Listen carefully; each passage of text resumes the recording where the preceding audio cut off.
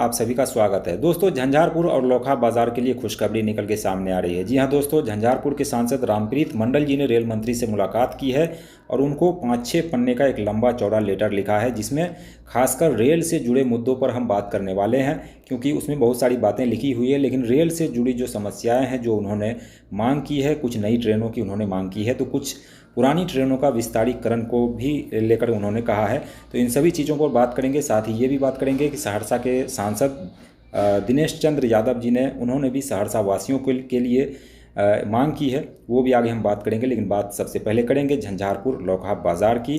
तो दोस्तों, वीडियो में आगे बढ़ूँ उससे पहले आप सभी से एक ही रिक्वेस्ट है कि आप इस चैनल पर नए हैं तो चैनल को सब्सक्राइब कर लीजिए, वीडियो को लाइक कर दीजिए और शेयर भी कर लीजिए। तो यहाँ पर तस्वीरें देख सकते हैं, झंझारपुर के सांसद जो है वो रेल मंत्री जी से मुलाकात कर रहे हैं और इन्होंने जो लेटर सौंपा है उस लेटर आप यहाँ पर देख सकते हैं।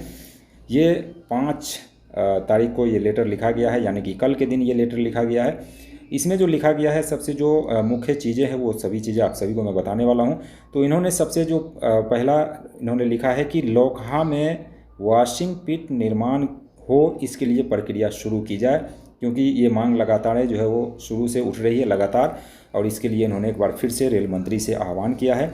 दूसरी जो मांग इन्होंने रखी है, पहले नंबर पर है नई ट्रेनों की इन्होंने जो मांग की है, उसमें से इन्होंने लिखा है कि चुनाव से पहले लोखा बाज़ार से झंझारपुर, दरभंगा, समस्तीपुर के रास्ते पटना तक एक नई ट्रेन शुरू किया जाए।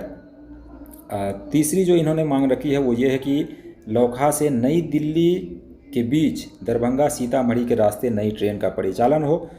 इसके अलावा चौथी जो इन्होंने मांग रखी है, चौथी मांग ये है कि लोखा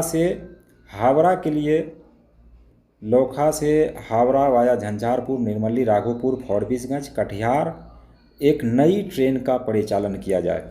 पांचवी जो इन्होंने मांग रखी है वो ये है कि मुजफ्फरपुर और हावड़ा के बीच शुरू होने वाली नई अमृत भारत एक्सप्रेस को वाया सीतामढ़ी, दरभंगा बाईपास, झंझारपुर, फॉरबिसगंज के रास्ते इसको शुरू किया जाए। और छठी जो मांग इन्होंने रखी है, छठी मांग ये है कि माननीय रेल मंत्री जी, आपके द्वारा घोषित सहरसा अमृतसर अमृत भारत एक्सप्रेस का परिचालन वाया निर्मली झंझारपुर के रास्ते करवाएं।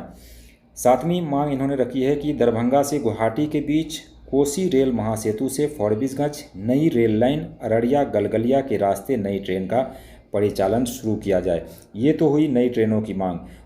विस्तारीकरण को लेकर भी इन्होंने कहा है कि विस्तारीकरण में ट्रेनों का विस्तारीकरण, दरभंगा से चलने वाली गाड़ी संख्या 15, 557 और 58 को दरभंगा से आगे झंझारपुर होते हुए लोखा तक विस्तार करें, क्योंकि यह ट्रेन दरभंगा पहुंचने के बाद लंबे समय तक दरभंगा में खड़ी रहती है। ये सभी मांगें इन्होंने की है। इसके अलावा इन्होंने और भी बहुत सारी इसमें लिखी गई है, तो पूरा मैं नहीं पढ़ूंगा क्योंकि इसमें काफ़ी ज़्यादा वक्त जाएगा। इन्होंने लिखा है कि जब मैं लोखा जाता हूं तो वहां के लोग, वहां के बच्चे भी हमसे पूछते हैं कि आखिर लोखा बाज़ार को कब ये सारी सुविधाएं मिलेगी। आगे बात कर लेते हैं अब हम सहरसा की। तो सहरसा के सांसद दिनेश चंद्र यादव ने, उन्होंने भी रेल मंत्री से मुलाकात की है। आप ये तस्वीरें देख सकते हैं। उन्होंने मुलाकात की है और मांग किया है कि इन्होंने लेटर जो लिखा है, विषय पटना से पूर्णिया कोट वाया सहरसा मधेपुरा रात्रि में ट्रेन चलाने के संबंध में। पूर्व मध्य रेलवे अंतर्गत पटना से सहरसा मधेपुरा के लिए संध्या 4 बजे से अगले दिन सुबह 7 बजे तक कोई ट्रेन नहीं खुलती है, जिससे रेल यात्रियों को भारी परेशानी का सामना करना पड़ता है। सहरसा मधेपुरा के बीच काफ़ी संख्या में रेल यात्री सफ़र करते हैं।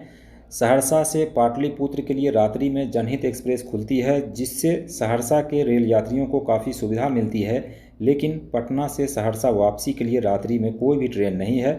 अनुरोध है कि पटना से पूर्णिया कोट वाया सहरसा मधेपुरा के बीच रेल यात्रियों के लिए पटना से 11 बजे रात्रि में ट्रेन खुलवाएं, ताकि लोगों को सुविधा हो। तो ये सभी मांगे जो है वो की गई है रेल मंत्री से। अब देखना होगा इसमें क्या कुछ मिल पाता है। हालांकि लोखा की अगर बात करें तो लोखा के लिए रामप्रीत मंडल जी ने पहले भी कई बार उन्होंने लेटर लिखा है। 30-32 पन्ने का लेटर जो है उन्होंने लिखा था, जिस पर मैंने वीडियो भी किया था, लेकिन वो सब अभी वैसा के वैसा ही है, अभी तक कुछ भी मिला नहीं है। तो एक बार फिर से रेल मंत्री जी से मांग की गई है। अब देखना होगा कि क्या इस मांग को पूरा किया जाता है या नहीं, ये देखने वाली बात होगी।